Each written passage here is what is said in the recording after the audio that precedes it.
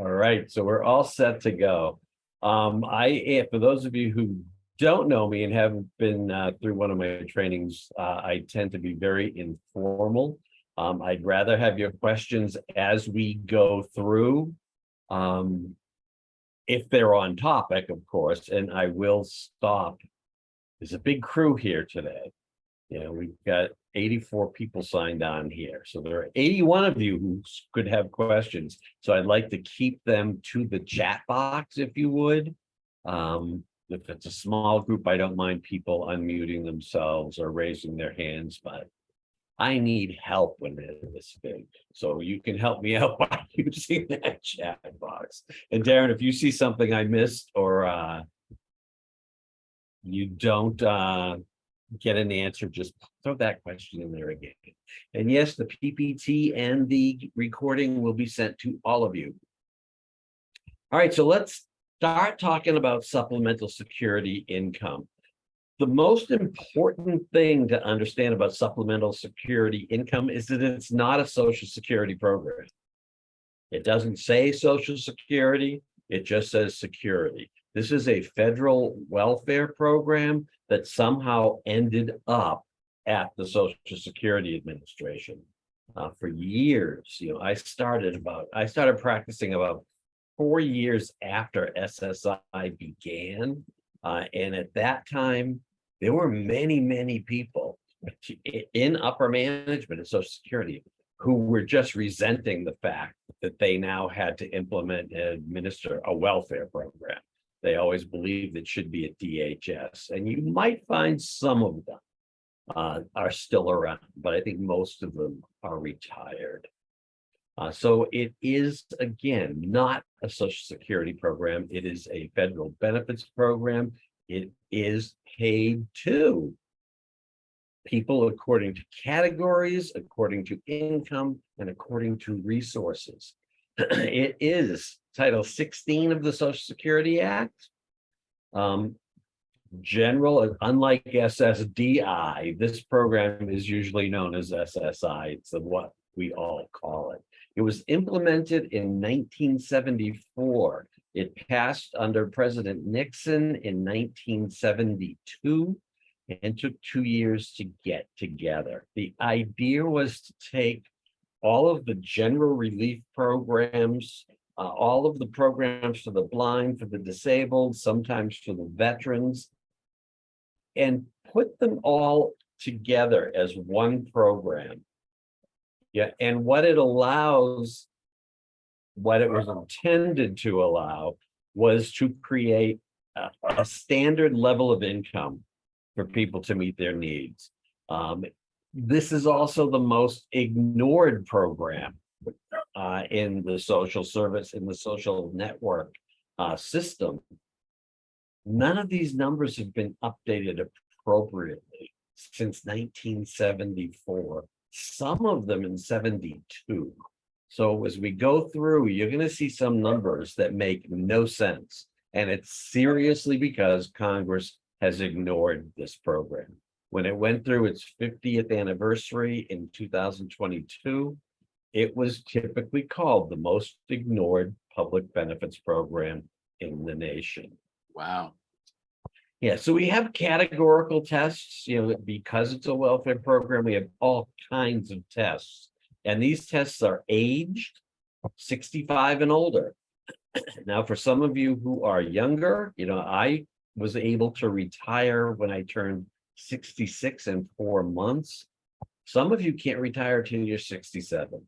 So again, 65 is one of those 1972 numbers that probably should be adjusted because some of these programs fall off the map when someone turns 65. And people still are working or trying to. And in the SSI situation, as we'll talk a bit later, all those work incentives disappear because when you're 65, you're just aged. You're no longer blind or disabled. We have blind, and I have the visual acuity test. I don't like the term statutory blindness or legal blindness because this is blindness according to Social Security. If I was guaranteed that every blindness standard used in this country was the same thing, I wouldn't care what you call it. But this is blindness according to Social Security. It is visual acuity of less than or equal to 2200 in the better eye after you put your glasses on, or a field of vision of less than 20 degrees. So it's pretty serious. And why I'm spending so much time talking to you about this point is that just last week, I had somebody who said their client was blind. And I said, okay, I'm not understanding the problem. Are they blind according to the Social Security standard? And there was this question, and you can tell when people have that question. It's like, what do you mean she's legally blind? I said, go back to the doctor, get a visual acuity test. And it turned out that that state, legal blindness, wasn't as severe as this. So it's happened recently. And we just need to understand that some of the people who come to us and say they are blind may be visually impaired for Social Security purposes and not blind. And it makes a difference. And then we have disabled. The disability definition is the same one we use for SSDI. It is not exclusive of work. The first step on the sequential evaluation when you're determining a disability is, are you engaged in substantial gainful activity? And substantial gainful activity is countable income of more than $1,470 a month. That's the figure for this year. So people can work. If I am working and making $1,200 a month and file for disability, that work doesn't count because it's not substantial gainful activity. And there are significant misnomers amongst attorneys who practice in this area. They will tell their clients, you cannot work during this application process. Well, you can, because work and disability are not exclusive of each other. And I tend to think that the attorneys who want their clients to stop working or tell them not to go to work are attorneys who want this to slide through easy. Frankly, lots of people that I represented when I was representing people before the administration who worked, I used it as a feather in their cap. Despite their disability, they're trying to meet their family's needs, and this is what they can do. But it's not substantial gainful activity, so ignore it. You've got to pull whatever feathers you can during these processes, and including some of these that we're going to talk with. So the income test for Social Security, for SSI, I should say, considers earned income and unearned income. We don't like unearned income at all. And you'll see that when I pull up the calculation chart. Any type of unearned income, SSDI, veterans benefits, workers' compensation, unemployment insurance is considered unearned income. And you're going to get a whopping $20 a month exclusion from that gross unearned income. And most often, if were any of the programs I just mentioned, the person would lose or not be eligible for SSI. Earned income we love, and that's what we're here to talk about. These are work incentives. So we're going to be talking a lot about unearned income. And still, some of them you'll see. The main ones you'll see are 1972 figures. And I'll explain that away when we get to them. But it's a shame. It's just a shame. The good thing is SSI is easy and it makes sense. It really is. It's a calculation worksheet that we're going to work through that ensures all of the exclusions and deductions are taken in the proper order. You can't do this willy-nilly. That calculation sheet mimics what Social Security's computer does. We don't have access to that computer. We do have our own online calculator, and you'll see the address for it. But if you do it by hand, which I hope you do until you understand what you're inputting, once you understand what you're inputting and move to the mechanized version, that everything has to happen in the exact order. And that calculation sheet is not something that we made up. We clearly drafted it and we sent it to Social Security to make sure it mimics what their computers do. And every time there's a new exclusion added, we put it where we believe it goes and then send it off to Social Security to get it approved. You'll find that when you use that calculation sheet, you will come within $1 of what Social Security will approve for SSI. It's pretty remarkable. And when you get that close, your client's trust has just increased a lot. So the Fed, you got to excuse my dog. He's barking because he doesn't like his playpen. But he'll fall asleep soon. The federal benefit rate is the amount that the federal government pays to individuals and to married couples on an annual basis. This year's 2023. We're looking at $914 a month for an individual who lives alone and meets their own needs, and $1,371 for a married couple. This individual rate is about 72% of the poverty rate. The couples rate is close to 90% of the poverty rate for a family of one. So married couples and individuals are not, even coming close to living at the poverty level with SSI.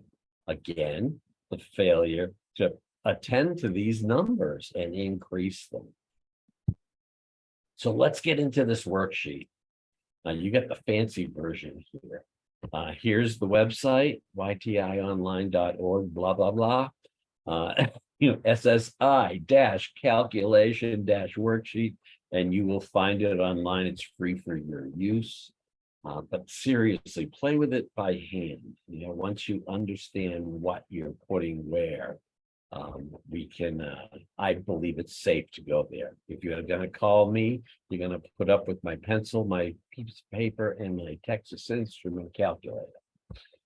All right, so here's the worksheet. I know it's kind of small, so bear with me. 5 steps.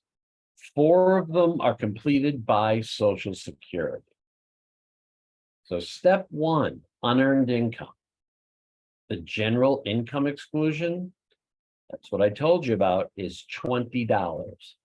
So if your client has $1,000 in workers' compensation and you subtract 20, $980 counts.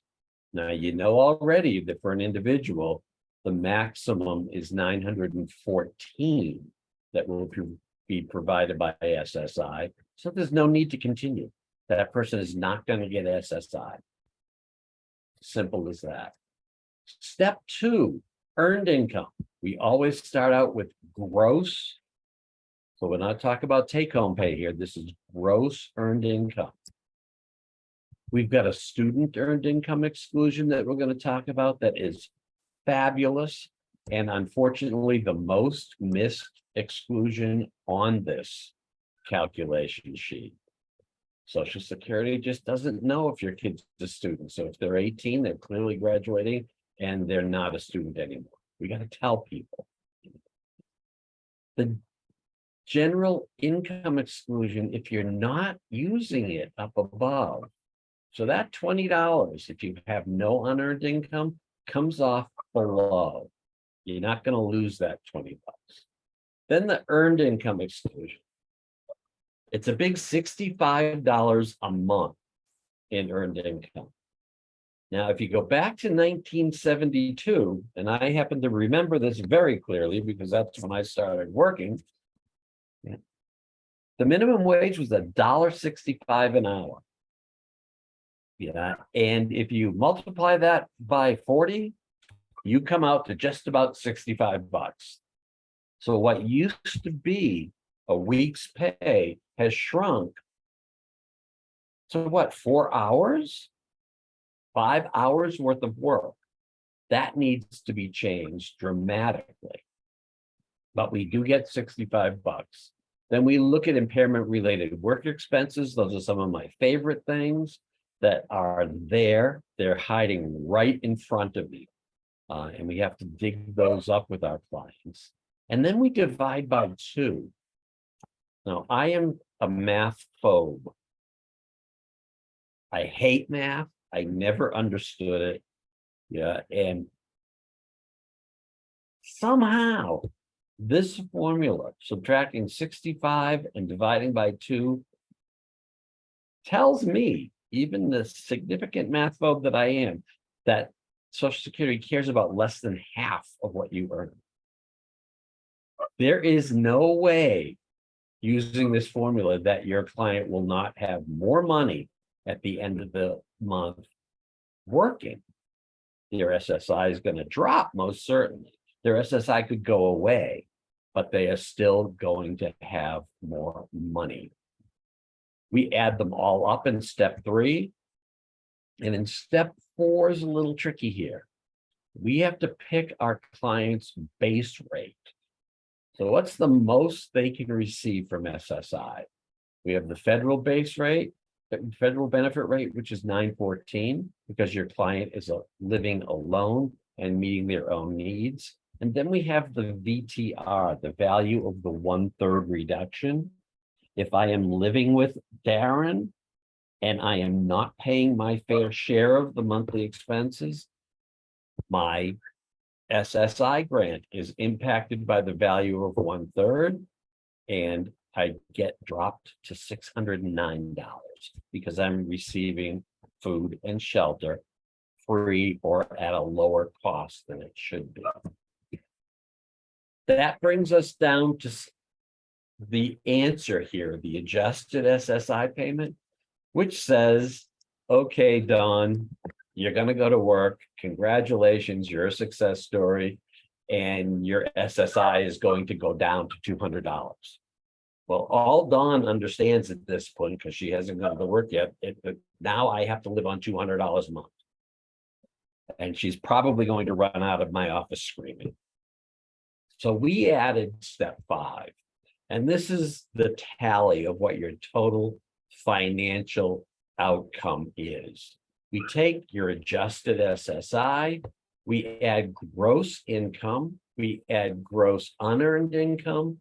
Then here, this last little bullet is past plans, blind work expenses, impairment related work expenses, IDA contributions, all of this stuff that you're actually paying for. So you don't have, $1,500 because you're paying for $350 worth of equipment, worth of services, worth of investments if you're going to use an ABLE account. And you can't buy pizza with that. So we want to make this really real. And then we have a total financial outcome of, say, what did I do? $1,150 that you can then live on. So this calculation worksheet is also what I call the show me the money sheet. It's going to explain to your clients exactly what's happened if you talk them through it. And then this last step, I think, is absolutely necessary. Absolutely necessary. Show how much more money there will be at the end of the month. And we can, in short term, see people rise out of poverty with part-time jobs. And I'm all about getting people out of poverty. So earned income, let's chat about that. What is it? Not everything counts, of course, but we have wages. We get a paycheck every 2 weeks, twice a month, every week. Those are wages. Royalties. These are generally associated with artists, people who are writing books, people who are painting, people who are acting. You know, despite the fact that Sheldon and Penny got $1 million for each episode of that Big Bang Theory. You know, if I still open up my guide on the TV set, you can find the Big Bang Theory on like 5 stations, 5 episodes in a row. They get royalties from that. That is considered earned income. Bonuses based on work performance. And this is tricky, and it was particularly tricky during the pandemic. And it's not like you won't see it yet because we haven't gone through all of those pandemic updates. Is it based on work? You know, that's what we have to do, you know? So what I want to look at is, let's see, there's me, there's Darren, there's Dawn, and there's Liz. Those are the 4 boxes I can see.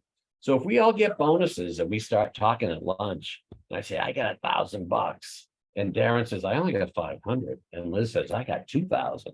We know that there is something about our performance that gave rise to the amounts. You know, if it was a Christmas bonus and we all got $1,000, Merry Christmas, that's not earned income. That's more of a gift. You know, in SSI, we might want it to be considered performance-based, because the deductions are so much greater for earned income. So if they assume it's earned income for SSI purposes, let them assume it. Net earnings from self-employment. Hey, I got you. I'm coming to you as soon as I finish the slide, I promise. Okay, that's easy enough. You know, your business does not make $3,000 a month. You have to deduct rent, any payroll, inventory, advertising, all of that stuff to get to net earnings. Look at this, the value of services received in kind in exchange for work performed. If I let Ed live in my little casita and all he has to do is maintain the yard, that's income.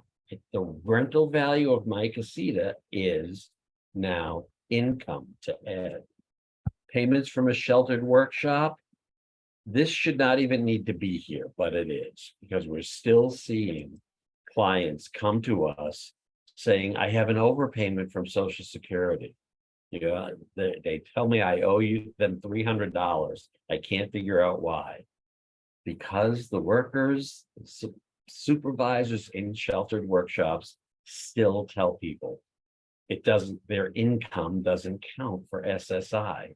Well, in a sheltered workshop, is there an exchange of labor for money? There is, not much, you know, but there is, and it could have an impact on your SSI. So just remember that. All right, so let's stop for some questions here because we get a bunch floating around. Susan, for TWP, do beneficiaries need to report their income to their employer? Do beneficiaries need to report to their employer that they want to utilize that? You know, Susan, that's an SSDI program that's not relevant to SSI recipients, but they don't need to report to their employer. They need to report to Social Security. You know, all they should have to do is report that their income is above the trial work period. But I like people to report, I have earned, you know, $1,200. This is my first trial work month, and report that to Social Security. The employer doesn't care and doesn't have any reason to know. You know, that's the trial, you know, work period usage should just be another day to the employer. You know, and by telling your employer that you're using a trial work period, sort of outs you as a person with a disability and a person who's receiving benefits.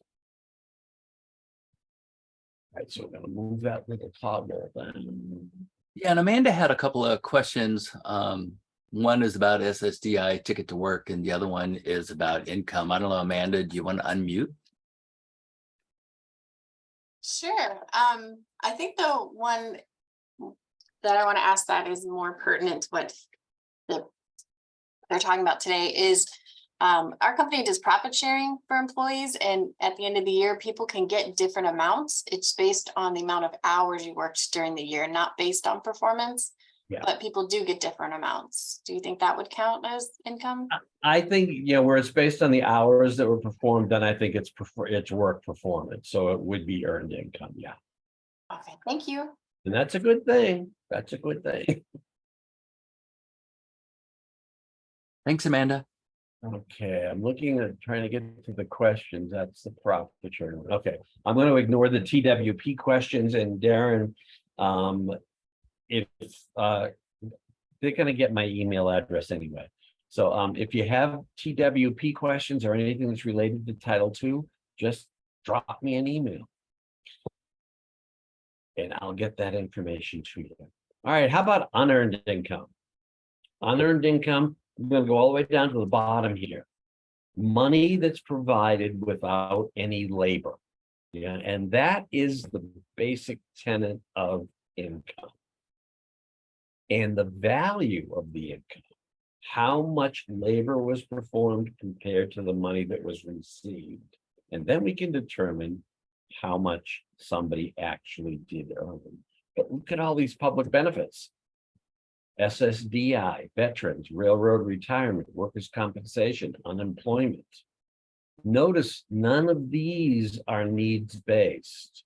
If we're looking at programs like TANF, if we're looking at programs like SNAP, Section 8, none of that counts. It's kind of, it'd be kind of really nasty to say, okay, here's $914. And oh, we see you have a $300 rental subsidy. So we're going to reduce that. Oh, and you got $100 in SNAP. Let's take that off. That makes no sense. Those poverty programs do not count as income. In-kind support and maintenance, otherwise known as ISM. This is a really bizarre thing. That could be an adult child living in the parent's household who is receiving SSI because they are an adult and they're an independent unit. But Social Security says, wait a second, if you're not paying room and board, we're going to reduce your benefits. That happens. And it just seems like a normal family setup. But, we've talked more than one parent into charging their kid rent. Charge the kid rent and we'll be all set with this. Private pensions and annuities, gifts or inheritances, support or alimony that belongs to the recipient. If I have, my 4 pups here, and they're my kids, and I'm getting child support, I'm receiving that money to use for my minor children. It won't count against me as the SSI recipient. But if Kevin turns into a deadbeat dad and the kids grow up, they're all over 18, and Kevin is paying me arrearages, that's my money. So you got to watch out to who's receiving and who is it for. Prizes and awards. A lot of the lottery stuff that goes on, people don't think they're going to find out about. Well, they do. If the prize is big enough, you need to go to the state to pick it up. It's taxes are taken out, it's reported to the IRS, Social Security is going to find out. And other things happen. All of these little things you win. Families are the biggest tattlers. It's my evil sister who's going to call and say, he's on SSI and he just won $1,000 in the lottery. That's the way it happens. And the most bad reports like that come from family members.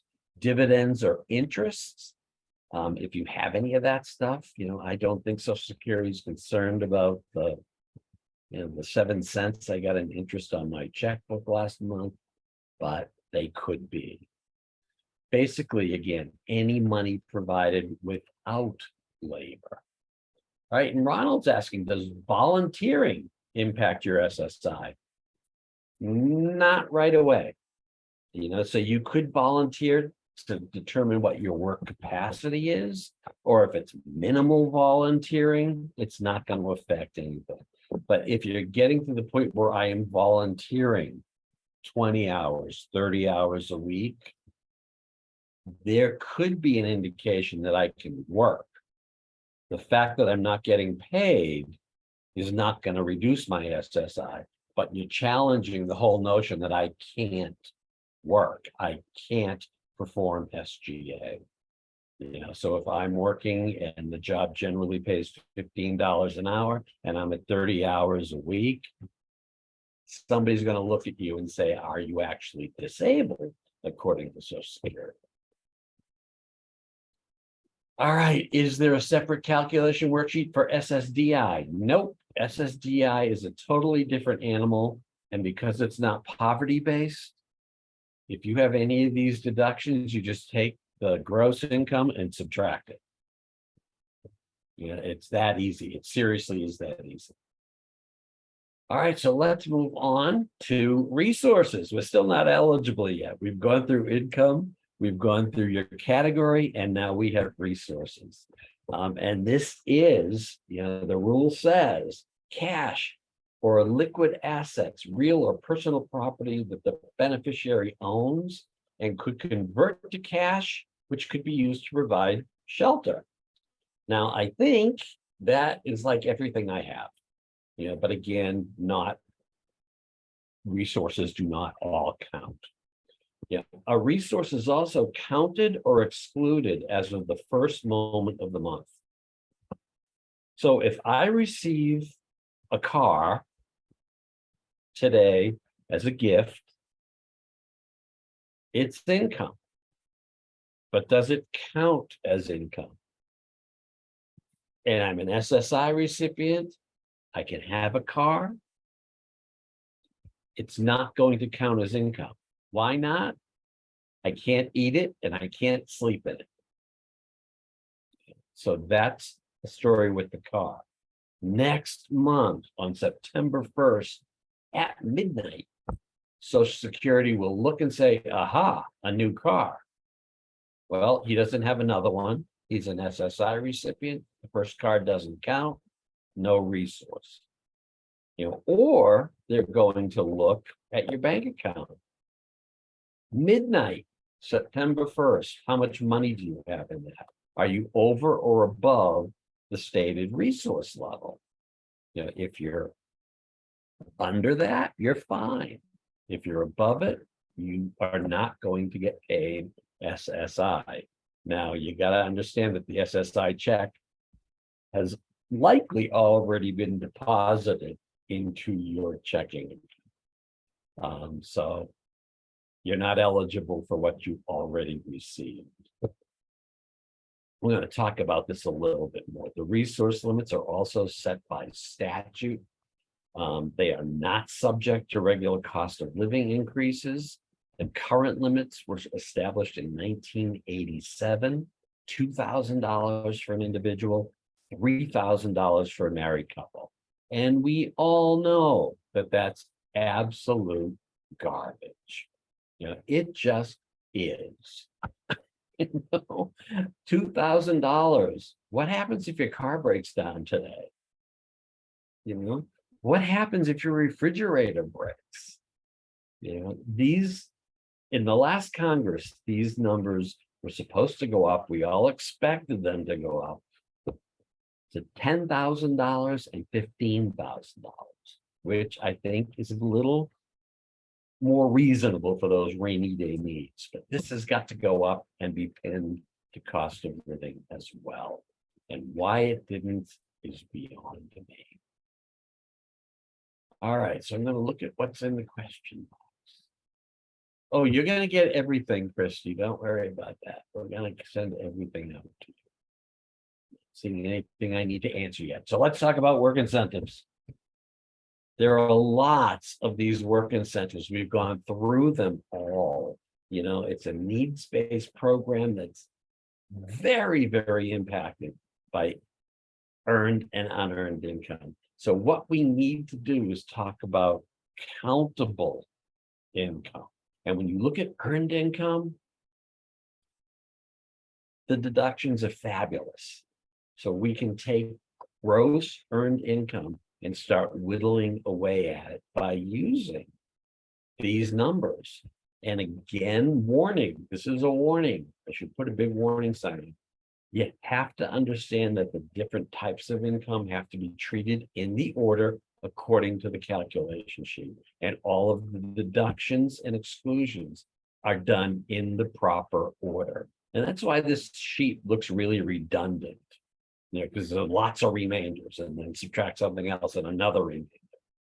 Because that's the only way you're going to go through every single one of these and make sure there's something in there, or you've done enough digging that there's nothing there. And here's that sheet again. Just look at all of these things that have to be treated in order and all of the remainder. Yeah, you can tell a true math phobe created this. So let's talk about Medicaid overall. I mean, sometimes we have people who come to us and say, I could care less about the $900 because I know I'll have more, but I'm really concerned about my health care. You don't need to be concerned about health care. You just don't. And it's because of 1619B. That's the number and the letter of the Social Security Act's provision, and we just labeled that. It's just called 1619B. If an SSI recipient loses cash eligibility due to wages, they will keep Medicaid. It's been around since 1987, and that's right about the time where I stopped representing people to get onto these programs. Because I had lots of people with overpayments because they went to work. And when you start looking at the work rules, these overpayments didn't even exist. They're fabulous rules. And I decided, okay, I'm not gonna keep people in poverty. I don't like that. That's not what I got into this for. So I'm gonna help people get out of poverty. They have to be otherwise eligible. So they have to remain disabled according to Social Security, and they have to keep that resource level at $2,000 or $3,000, depending upon their marital status. Yeah, and these are pretty high. Darren, if you could do some research and toss up the figures, the 1619 figure for this year. We use general examples of Texas. In Texas, you can earn up to $47,000 before you're even worried about losing benefits, losing that health care. In North Carolina, 42. So it's going to depend upon your state, what these levels are. But know that even if you exceed these levels, there are other ways to protect health care. So now we're going to talk about these exclusions. $20, the general income exclusion, is first applied to unearned income. If we have any of the $20 left, or if we don't have any unearned income, it's going to fall into the earned income spot. And when you get to that, it's going to say subtract the GIE unless you used it above.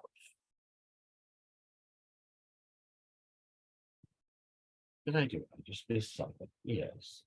Now, there are tons of these exclusions that fall on that worksheet in step 2. And that's what we really want to pay attention to. The PASS plan, the plan to achieve self-support, that we're only going to talk about tangentially today, because it's a full day's lecture, is subtracted in step 3. So let's look at these earned income exclusions. We have $65 a month. I already told you what I feel about that.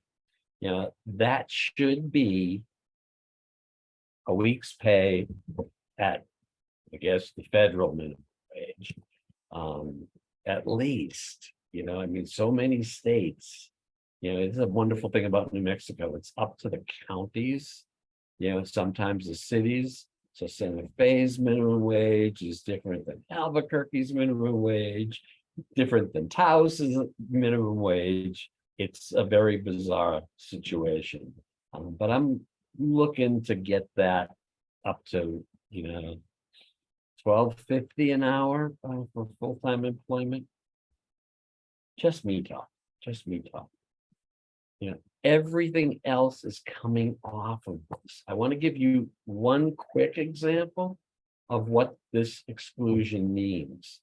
If we earn $1,200, this person does not have any unearned income. We subtract the 20. 1180 is left. Then we subtract the $65. 1115's left. Then we divide by 2. Social Security cares about $557.50. The one thing I want you to notice, this sticky note is important. You cannot just say gross earned income minus 85. Because if there was unearned income, you've already used that 20 and you're going to be wrong the rest of the way through this calculation sheet. So always take those two exclusions separately. Now, given that we have $557 left, what happens? 914 is what this person could receive. Subtract the countable income, and we have $356. And here goes Dawn running out of my office again as soon as I tell her that she has $356.50 in SSI coming. But if we really look at the situation and go to step 5 of the calculation sheet, we take her total earned income, her SSI of $356.50, which comes with Medicaid, and she has a total financial outcome of $1,536.50. She's out of poverty. Earning $400 a week. So Dawn's a success story. Come back in, Dawn. Come back. The student earned income exclusion is fabulous. It is the pot of gold, and it is amazing to me that it's so underutilized. I think you need to know overall that when you're dealing with Social Security, they're not going to assume anything. Your 18-year-old kid should be out of school, so they're not a student anymore. Well, if they're in special education and they're in school till they're age 22, that makes a difference. They're going to be a student for a long time. If they're going into community college or college, they're a student. We have to tell Social Security and get a letter from the school about enrollment and participation, and they're students. We have to tell them, do not assume that Social Security will assume anything, and that's across the board. So if you meet the definition of regularly attending school and are under the age of 22, this is a way to, in practice, to eliminate almost all of the income that the student has. And this is this year's totals. You can exclude up to $2,220 a month if you are under age 22 and regularly attending school, up to a maximum of $89.50 in 2023. Now, that's clearly not 12 times $2,220. Nice. Thought is that you're going to be working part-time while you're in school. In June, July, and August, you could go for broke and work full-time and really earn some money. This is the first exclusion too. So we put down gross wages, $2,000. We can subtract 2,220, but there are no negative numbers. So we're going to subtract the $2,000. This kid has zero income. So the monthly outcome for that kid with $2,000 and $914 in SSI is $2,914. Not so bad. Medicaid's coming along with that. So how are you regularly attending school? You're in college or university for 8 hours a week, or grades 7 through 12, 12 hours a week. If you're in a training or vocational school, you can be in that school for 12 hours a week. If there's a shop component, if you're out working with a plumber, or if you're becoming a tractor trailer driver, you're on the road, that shop practice needs to bring that total up to 15 hours. And then there's this last bullet, for less time than indicated, for reasons beyond the student control, such as illness. Well, all of these kids have disabilities, so you can get away with just about anything. And again, the overall specific requirements are about half time. So we're half time in college, we're half time in high school, we're half time in one of these training courses. Just about anything. There's some, I'm not sure I have that slide here. Yeah, I do. Here it is. If you're staying at home, the pandemic really put a whammy to this. You are regularly attending school. If you're studying a course, that's given by a school, high school, college, a university, or by a government agency, and you have a home visitor or tutor who directs studies. Well, now we know that a home visitor can be online.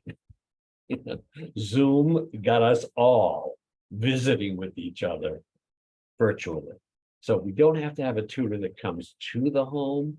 We don't have to, it can be all done online.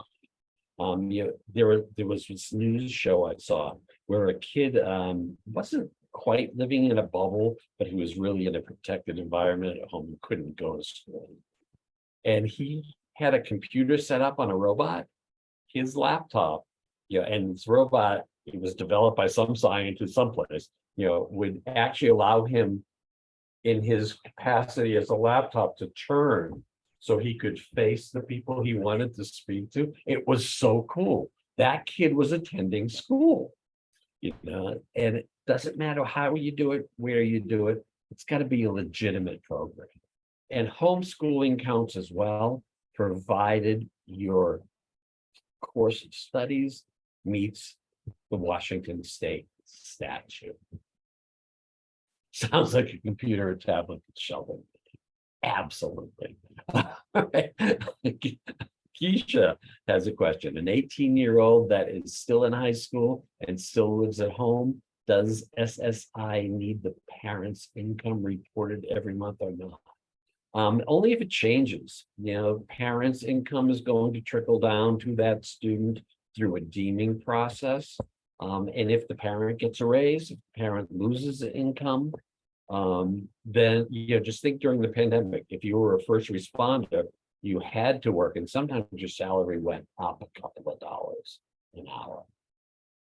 So that would have to be reported. If you were laid off during the pandemic, that's got to be reported.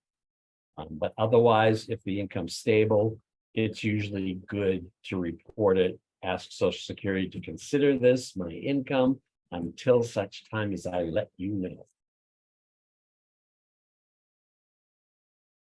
All right, so the running tally that needs to be kept for these kids, this is really critical.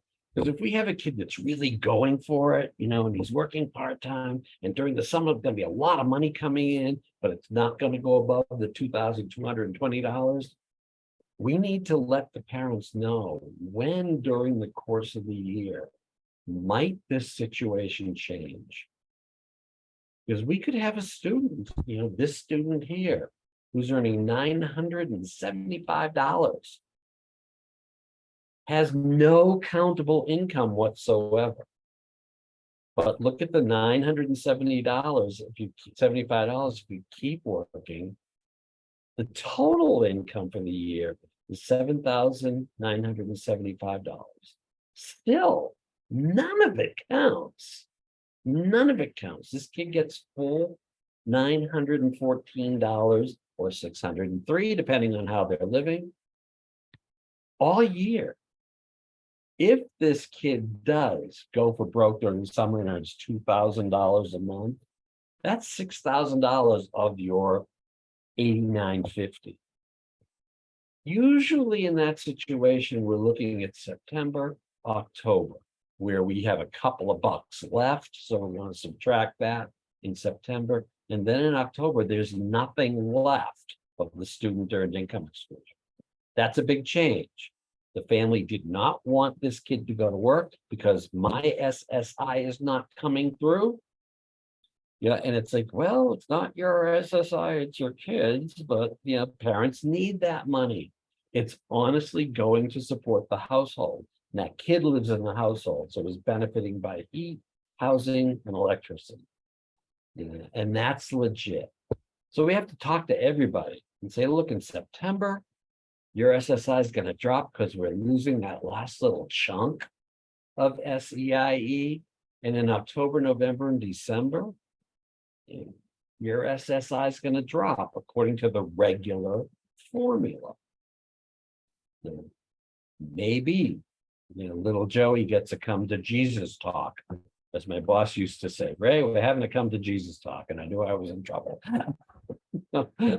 But little Joey needs to understand that, if you're earning all this money and your parents are losing $200 of SSI to keep you sheltered and fed, maybe out of that $975, you're going to be paying them $200 a month rent.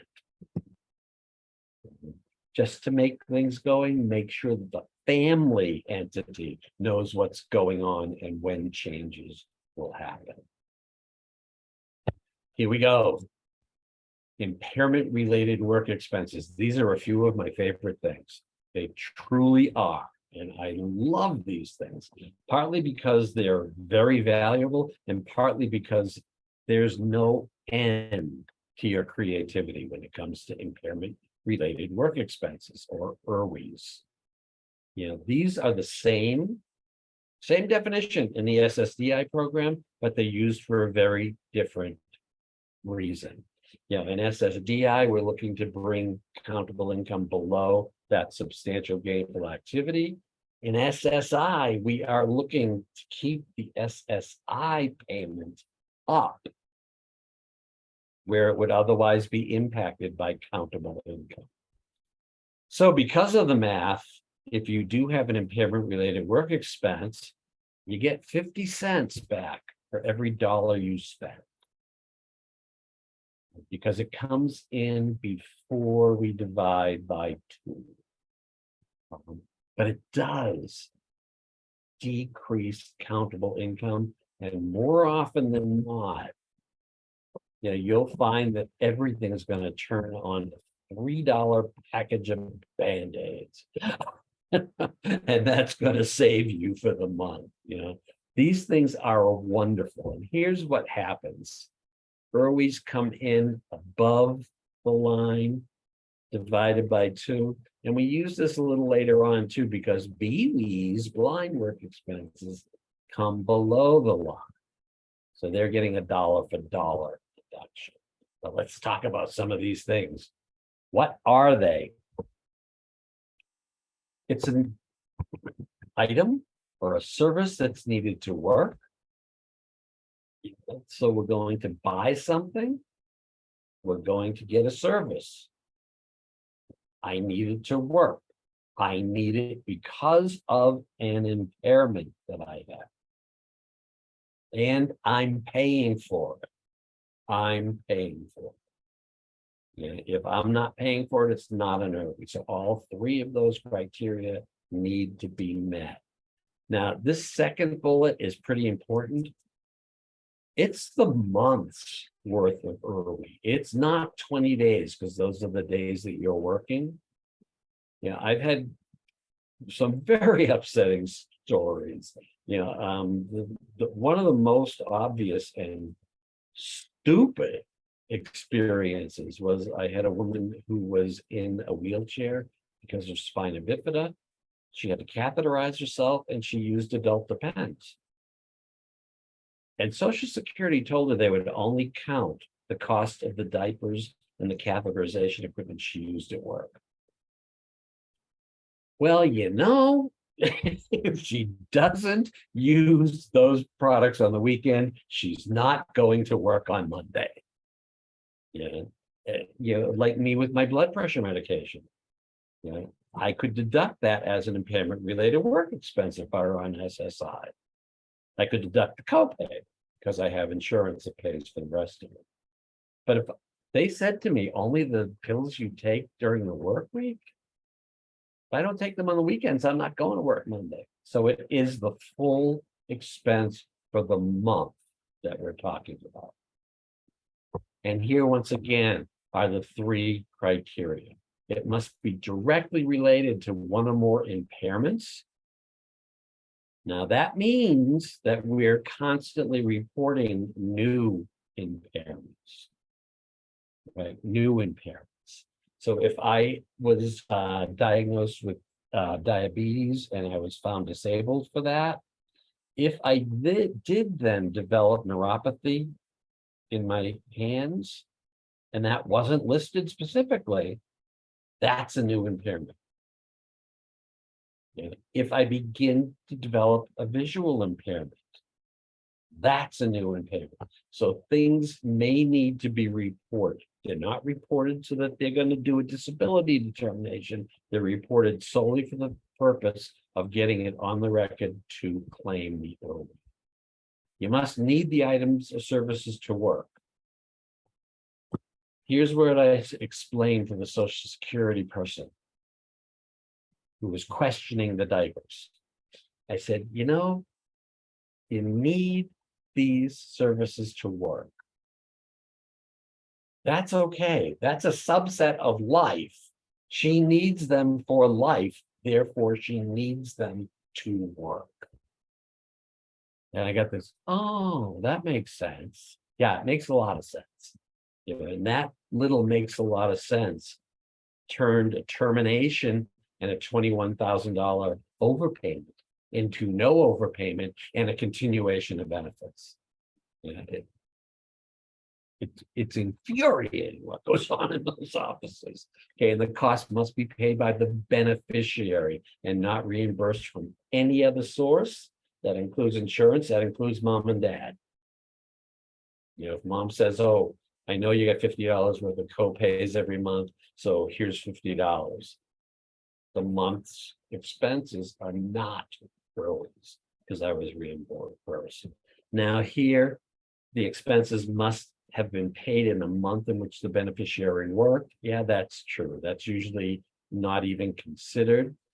There are exceptions though. If I'm going to work and I'm using a wheelchair and I need to have a ramp built onto my home and my front door widened, I can do those modifications before I am going to work. And then when I begin work, start deducting. And the expense must be reasonable. That means my ramp will be pressure treated pine. It's not going to be mahogany. That's how foolish that is. I've never seen anybody question the reasonableness of an expense. What counts? The POMS, the Program Operation Manual Systems, which is Social Security. That's their driver's manual in the local office. That's what they use to run the program. It lists some. We're going to talk about some of them. And with proper documentation, almost anything can be claimed as an IRWI. We're going to talk about Don's cat. We'll talk about that cat too. That might be an IRWI. So what do we have? Work-related equipment and assistance. That's pretty easy, right? You might say that if I have a visual impairment and I need a big screen with a screen reader on it, that my boss should buy that. It's a reasonable accommodation. That's his responsibility. Well, yeah, it is. And we could ask your boss to pay for that. But we're talking about $300 or $400 worth of equipment, and if you paid for it, we could deduct that expense either all at once or over the course of 12 months. And keep your cash payments coming a little bit longer so that you get used to this whole notion of working. Attendant care services. Yep, they may very well be paid by Medicaid. If that's the case, they don't count. They're not an early. Social Security also wants attendant care that is privately paid to be on the job. No. If my client needs an hour and a half worth of attendant care services at work to get ready to work, and an hour and a half to get ready from work, those hours count, and I always claim them. Yeah, if I don't get attendant services, I'm not going to work. That's the bottom line. And if that's the case, those hours count. I've never been questioned. I've never been questioned. Employment support services. How about that job coach? Your client has a job coach and Goodwill is paying for it for 3 months. And over that 3 months, we're shrinking down to you don't need job coaches anymore. Well, what if I do? Liz, I'm really, really happy with you. And, Goodwill's not going to pay for it anymore. And even if you could come in for an hour Monday mornings and get me set for the week, I'd feel so much better. And I'll pay you out of pocket. So Liz's hourly rate times 4 would be an IRWI because I'm paying for it. And I'll fire Liz, 1 week at a time until I'm ready. Transportation costs only if they're related to the impairment. So I have to take private transportation because there's no bus. Yeah, I use a wheelchair, and if there was a bus, I could take it, but there's no bus. That's not good enough. I have to take private transportation because if you put me on a bus full of people and people start standing up, and every time the bus rolls over, somebody's knocking me around, I'm going to rip somebody's eyes out. And I would do that. I have a sad story about my own little journey through the New York subway system on rush hour. I said, no more of that. We're taking an Uber. That's impairment related, right? So that would be, but be careful with telling people that transportation is an early. Has to be related to one of their impairments. Co-payments. For over-the-counter meds, remember that even those $1 or 50-cent co-payments that a Medicaid recipient might have could make a difference. So get the information. And so much of our medicine has gone over the counter. I remember getting letters from Blue Cross. Oh, we're going to save everybody money. It's going to be so good. This medication's gone over the counter, so we're not covering it. Well, my $5 copay for my allergy inhaler went up to $29 a month. So remember the over-the-counter things. If I'm taking a pill, it's a prescription medication that causes stomach upset, and the doctor says, get a bottle of Tums. Tums count. There's a lot of over-the-counter things that we buy that could be early. Durable medical equipment, that's easy enough. If you're paying for anything, from a wheelchair to a cane, it's going to count. Orthotics are going to count. And residential modifications. We can modify entrances and exits. We can modify bathrooms. No kitchen modifications. I don't make the rules. I just tell you about them. That's why we need the attendant care services before and after work, because the kitchen isn't accessible. All right. Any questions on these Irwies. Let's talk about the cat. I love talking about the cat because Dawn's cat was actually a true story. You know, Dawn, I'm going to give you a mental impairment for the moment. And that causes anxiety, it causes a lot of stress, and work just exacerbates all of that stuff. But you know, when you come home, you open that door and that cat walks between your legs and jumps up on the counter, and you love the cat loves you, and you calm down, you can go to work in the morning. Well, this was a true story, and it happened up in Vermont. And I said, hey, the cat's an Irwie. And everybody looked at me like I had 3 heads. And I said, if she doesn't have that cat, she doesn't go to work. Now that was stretching the ball. This was way before companion animals were even a phrase, you know, to be dealt with. But she had, you know, Dawn has a psychiatrist, and I asked the psychiatrist, what's the story with this cat? You know, and the psychiatrist right out told me, no cat, no work. No cat, no work. That cat calmed her down enough so that she could work the next morning.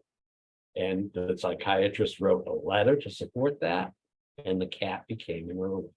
Now we have companion animals.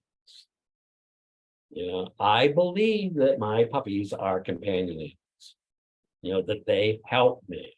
That when I'm finished with you guys, I'm going to take them out in the backyard and let them run around for a couple of minutes and get ready for the webinar that starts at 11 o'clock. And that's going to help me. And at night, it helps me, you know, because I have a dog, at least one, sitting on my lap most of the night.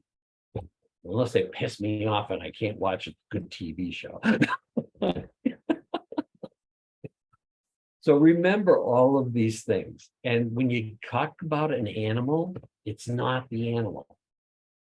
You know, it's the food, it's the vets, it's the bed. My dog works all day. They need a good bed.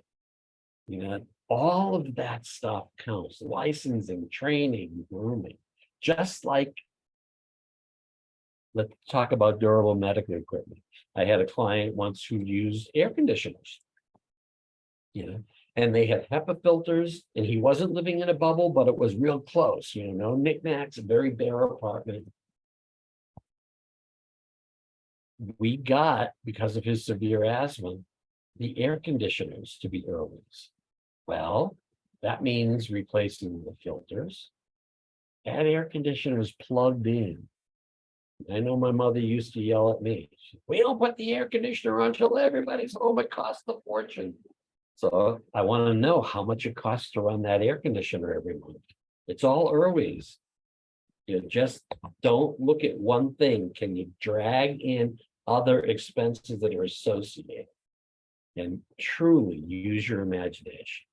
Because we've had some really strange things that once it's explained become a deduction. Blind work expenses. And remember, we dropped below the line after it's divided by 2. So blind work expenses get dollar for dollar value.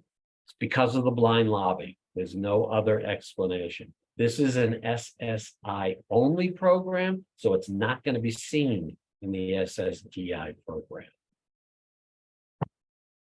Your primary diagnosis has to be blindness. You know, I love that. You know, and you have to have earned income.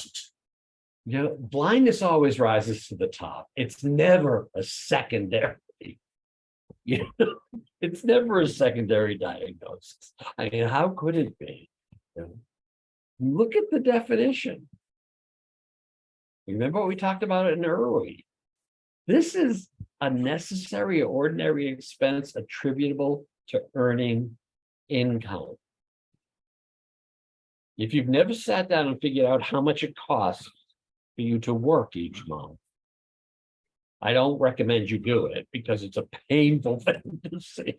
It costs a fortune. It costs a fortune. And I'm going to stop right now because Ronald has a question. I think I missed something. Are Irwin's examples of reimbursements? No, they're not reimbursements, Ronald. What we do with them is tally up the amount of the IRWs and we deduct it from countable income. Same thing we're going to do with the BWs. It's a deduction from countable income, so the SSI rate remains higher than it would otherwise be. And here we go with the same slide we had with a different arrow. You know, blind work expenses are below the line. They must be reasonable and they may include guide dogs. Well, I just lectured you about the animals, so think about all of the other stuff. You know, the dog needs, you know, my poor Aussie, there are 3 beagles and an Aussie Shepherd, and that dog goes through those chucket balls. You know, it's like $10 a week to get another one. You know, and I finally found out what was going on. It's the baby beagle who's chewing on the chucket ball. I was blaming Parker, and it's all Hunter's fault. And so I think we got Hunter with his own now. He likes Parker's better. But that ball, $10 a week. Pretty cool deduction, right? Professional dues and union dues.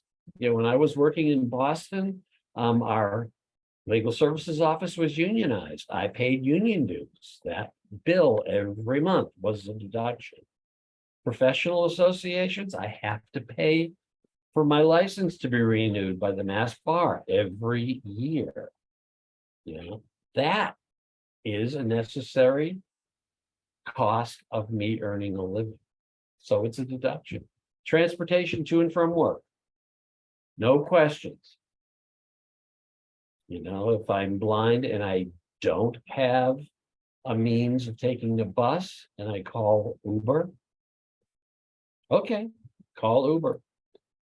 You know, that bill each way will become a blind work expense. Training in the use of items or programs reasonably related to work. So here, once again, you may say, look, this is my boss's responsibility. It's an accommodation under the Americans with Disabilities Act. Well, I just want you to do the math both ways. If we pay for that out of pocket and it becomes a BWE, do we get a better result from our client? And the result is your client still not believing this? Are they not like convinced yet that work is safe? Well, maybe we want to use that as an early to keep them in payment status at some amount to ease their transition to work. How about taxes? Federal, state, and local taxes. That's a lot of money. That's a big deduction every month. Work-related equipment and services, the vision aids, that same screen reader we talked about that was an early. You know, is it worth buying so that it becomes a BWE? Non-medical equipment and services, uniforms. Not because I'm an attorney and I have to wear a suit. That's not a uniform. But if I'm a security guard and I have to have 3 uniforms and they have to be pressed and cleaned after every wearing, I not only have uniforms, but I got a hell of a dry cleaning bill. It's the cost of earning money. Meals consumed during work. Now that you got to look out, because sometimes the only non-reasonable expense that I've seen was somebody starts deciding, well, I'm going to go into some really nice restaurants for lunch. Nah, you know, you get a sandwich and a Coke at the deli, you got 15 or 20 bucks. That's all it's going to do. You know, you can go out for $100 lunch, but they're going to give you 20 bucks for it. Mandatory pension contributions. When I started working at Cornell, they said 3% of your income is going into a pension plan. You can add to that, but everybody at Cornell gets 97% of their salary. 3% is gone. That's a deduction, 3% of my annual income. And then we do the boring stuff, the early stuff, drugs, medical services, medical supplies, and attendant care. These are so good that we've seen people with $3,000 or $4,000 a month in income have nothing that counts because of these deductions. You know, so it's a fabulous program.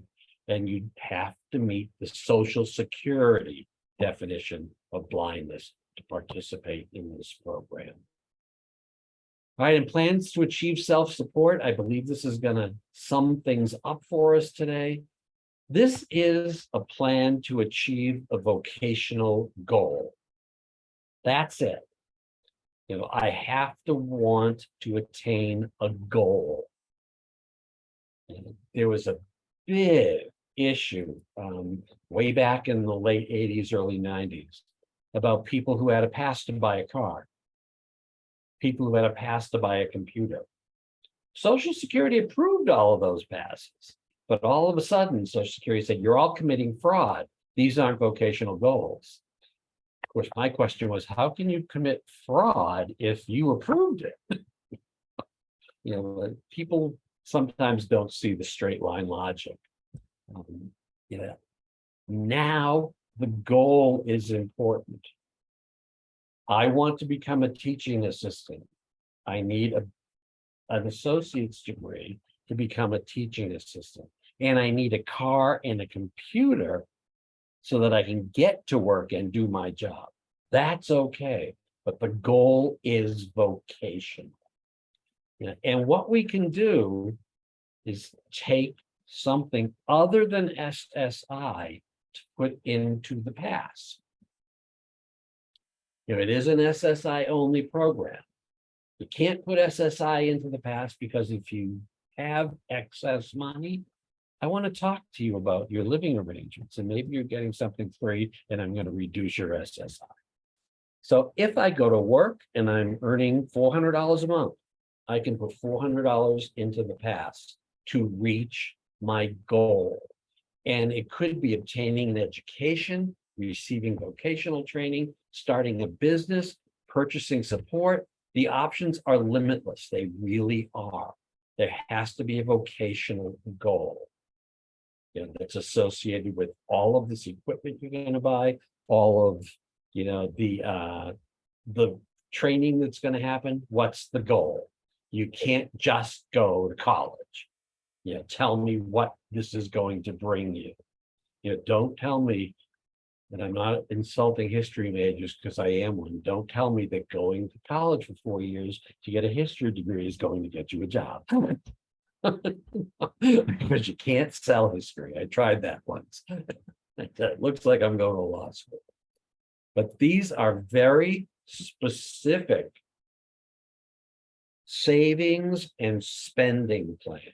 If I put $400 a month into this plan, what's the first thing I'm going to do? I'm going to spend some of it for applications to college. I may be getting some scholarship assistance or grant assistance, but I also need to pay transportation to and from college. And then when I get to graduate, I'm going to need that computer right away, right? I need the computer right away. So we're going to pay that. We're going to save and we're going to spend money in accordance with the plans. And that car might be the last thing we buy. And once we graduate and get a job lined up, then we need the car. But there's lots of expenses that can go into that plan. And it's very specific. I'll give you warning based on experience. Going to Fort Lauderdale on spring break is not an approved pass expense. And I can't tell you how many times I said, you better beg mom and dad to get that money back into that plan right now. So anyway, do we have any questions? I am actually rushing you because I do have 20 minutes to get ready for my next webinar. But if we have no questions, or if you have questions when you get this, let us know.